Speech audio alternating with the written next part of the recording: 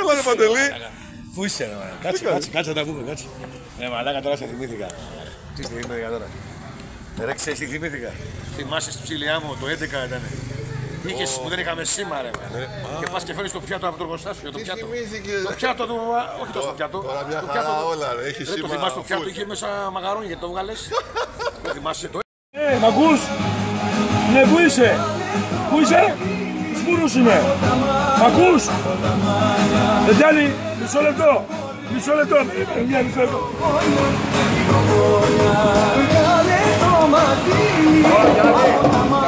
Μ' ακούς τώρα? Πώς? 3 στα 5. Πάμε λίγο δεξιά. Κάτσε λίγο δεξιά. Μ' ακούς? Πολύ ωραία. Είμαστε στους Σπούρους, φίλε.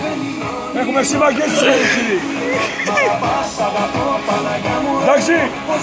Άντε, γεια. Και το 11 δεν ήταν. Το θυμάσαι. Είχε σήμα, δεν είχαμε σήμα τότε. Δεν είχε σήμα καλό μαγαζί, από παλιά αν θυμάσαι. Τώρα έχει ανέβει. Τώρα έχει ανέβει.